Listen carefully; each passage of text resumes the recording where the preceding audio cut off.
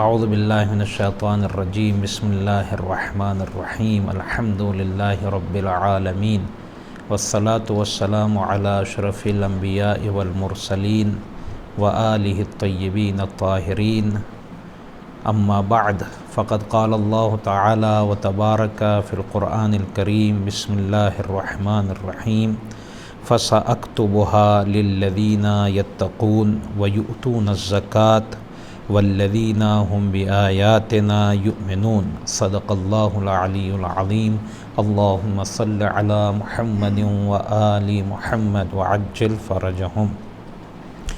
قرآن مجید کے سورہ اعراف کی آیت نمبر 156 کہ جس کے ابتدائی فقرے میں پروردگار عالم نے اپنے بندوں کی دعا کو نقل کیا ہے، جس میں اس کے بندے اپنے معبود کی بارگاہ میں دعا کرتے ہیں کہ اے ہمارے پروردگار اس دنیا میں ہمارے لیے نیکیاں لکھ دے، یعنی ہم نیکیوں کو انجام دیں، ہم اچھے راستے پر چلتے رہیں۔ وفی الآخرۃ انا ہدنا الیک، اور آخرت میں ہم تیری طرف آئیں گے۔ قال عذابی اصیب بہ من اشاء، پھر اس کے بعد پروردگار اپنے بارے میں کہتا ہے کہ میرا عذاب جس کو میں چاہوں گا اس تک پہنچ جائے گا۔ یعنی کیا مطلب؟ یعنی کوئی بھی میرے عذاب سے امان میں نہیں ہے، جس کو بھی میں عذاب دینا چاہوں کر سکتا ہوں۔ انسان یہ نہ سوچے کہ اللہ کے عذاب سے وہ امان میں ہو گیا۔ پھر اس کے بعد اللہ اپنی رحمت کا ذکر کرتا ہے وَرَحْمَتِي وَسِعَتْ كُلَّ شَيْءٍ، لیکن ہاں میری رحمت ہر چیز پر غالب ہے، میری رحمت کا ہر چیز پر غلبہ ہے، میری رحمت آگے آگے ہے، عذاب پیچھے پیچھے ہے۔ فَسَأَكْتُبُهَا لِلَّذِينَ يَتَّقُونَ، میں اس رحمت کو کس کے لیے لکھوں گا؟ کس کے لیے لکھوں گا؟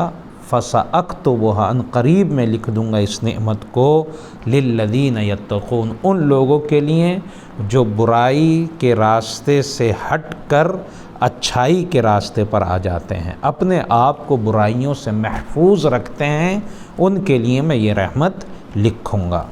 یعنی اللہ ہمیں اس طرف بھی متوجہ کرنا چاہتا ہے کہ میری وہ رحمت کہ جو سب غالب ہے وہ میں ان سے مخصوص کر دیتا ہوں کہ جو برے راستوں کو چھوڑ دیتے ہیں۔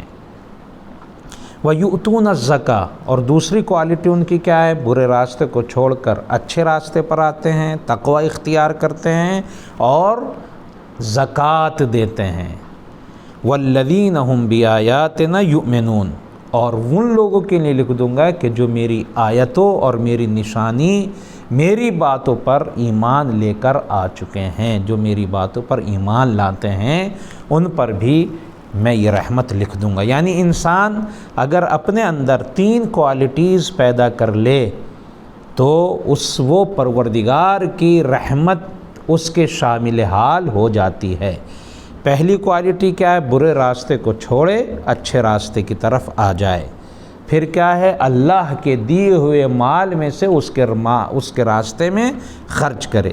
تیسرا کیا ہے؟ اللہ اور رسول اور اماموں پر اپنا ایمان پکا یقین رکھے، تو انسان کے لیے اللہ کی رحمت شامل حال ہو جاتی ہے۔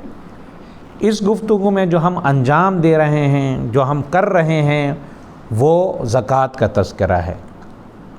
ابتدائی دور میں ہی، ابتدائی جلسے میں ہی ہم یہ دعا کرتے ہیں کہ اے پروردگار ہمیں حلال کمائی کی توفیق عطا فرما، اور پھر حلال کمائی کے بعد جو ہمیں تو نے دیا ہے اس میں سے اپنے راستے میں خرچ کرنے کی توفیق عطا فرما، اس لیے کہ اللہ کے نیک بندے اللہ کے دیے ہوئے مال کو اس کے راستے میں خرچ کرتے ہیں۔ زکوٰۃ بھی ان چیزوں میں سے ہے کہ جو اللہ کا دیا ہوا مال ہے ہم اس میں سے دے رہے ہیں۔ میں نے پہلے بھی یہ بیان کیا تھا، زکوٰۃ کے حقیقی معنی یہ ہیں کہ جیسے پیڑ کا رکھوالا باغبان پیڑ کو کاٹتا ہے تاکہ ترقی ہو جائے، اسی طرح اللہ ہمارے مال میں سے مال کو نکلواتا ہے تاکہ یہ مال اور زیادہ آگے بڑھے۔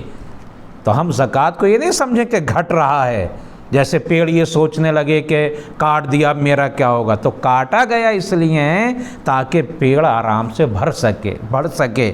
اسی طرح اللہ نے زکوٰۃ واجب اس لیے کی ہے تاکہ میرا مال اور بڑھ سکے۔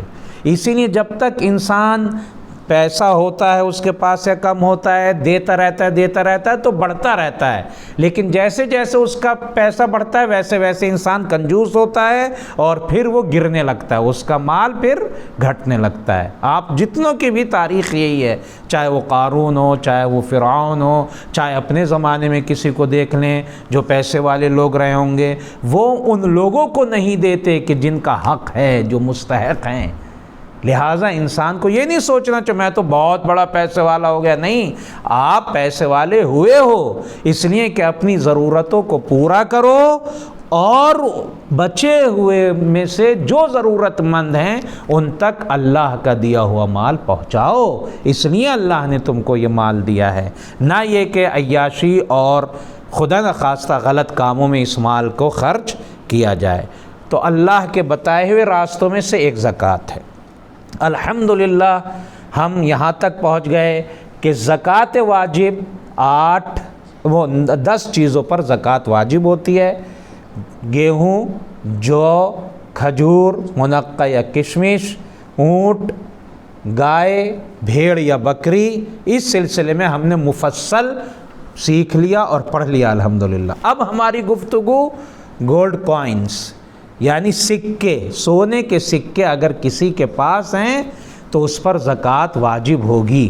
یہاں پر یہ بات ہم ذہن نشین کر لیں کہ اگر میرے پاس بندے ہیں، گہوارے ہیں گھر میں، یا پہننے کی سجانے کی چیزیں ہیں تو ان پر زکوٰۃ واجب نہیں ہوتی۔ ہاں کچھ شرائط میں خمس واجب ہو جائے گا جو انشاءاللہ زکوٰۃ کے بعد ہم پڑھیں گے، کچھ شرائط میں، لیکن ان چیزوں پر جو زینت کی چیزیں ہیں چاہے وہ سونے کی ہوں یا چاندی کی ہوں ان پر زکوٰۃ واجب نہیں ہوگی۔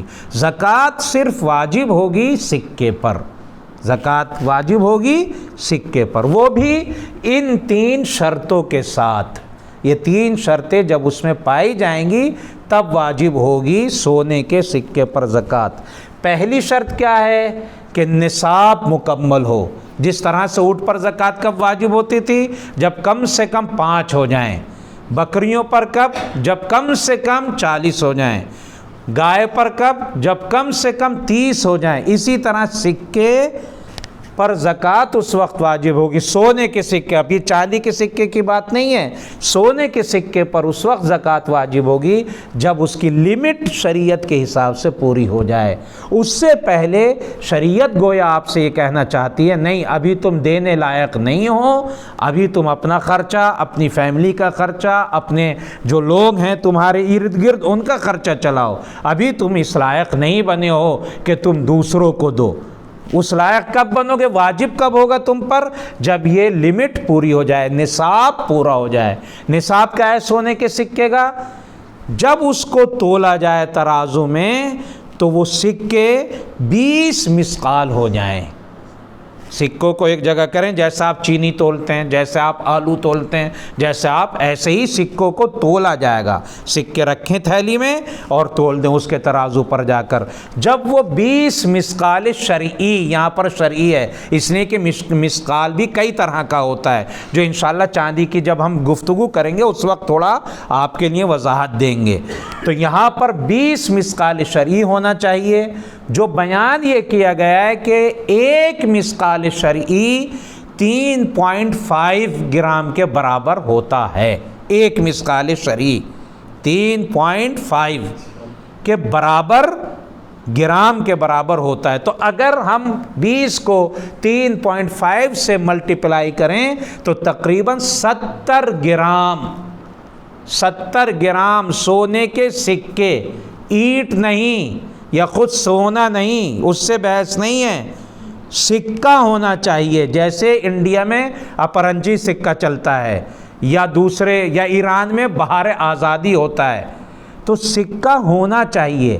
اینٹ یا سونے کا کوئی ایسا ٹین وغیرہ یا سونا کسی اور شکل میں ہے تو زکوٰۃ واجب نہیں ہوگی۔ سکہ ہو، اس کو تولیں، وہ 20 مثقال شرعی ہو جائے، یعنی 70 گرام ہو جائے وہ سکے کا وزن، تب زکوٰۃ واجب ہوگی۔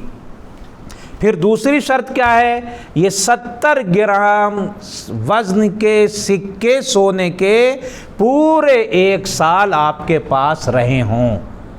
گھٹ گئے اگر بیچ میں تو زکوٰۃ واجب نہیں ہوگی۔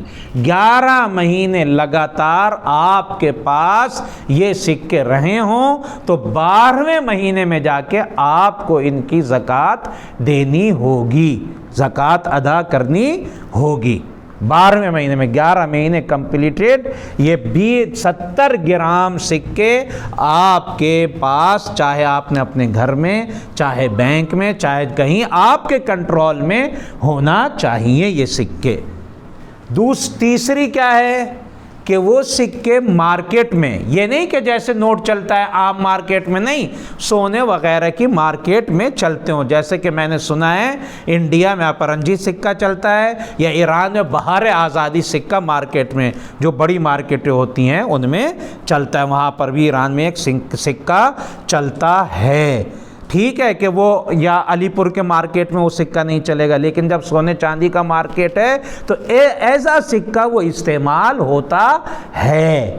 تو اگر وہ استعمال ہوتا ہے، چاہے بڑی مارکیٹ میں ہی استعمال کیوں نہ ہوتا ہو، مارکیٹ میں آتا ہے اگر وہ سکہ، تو اس سکے پر زکوٰۃ واجب ہوگی۔ لیکن اگر مارکیٹ والا نہیں ہے، جیسے پرانے زمانے کے آپ کے پاس رکھے ہوئے، معلوم ہے آپ نے اپنا گھر کھودا اور اس میں آپ کو سراہی میں سکے مل گئے، تو اب چونکہ یہ مارکیٹ میں نہیں چلتے تو ان پر زکوٰۃ واجب نہیں ہوگی، ان پر زکوٰۃ واجب نہیں ہوگی۔ ہاں ان پر کیا واجب ہوگا؟ ہو سکتا ہے خمس واجب ہو جائے، لیکن زکوٰۃ واجب نہیں ہوگی۔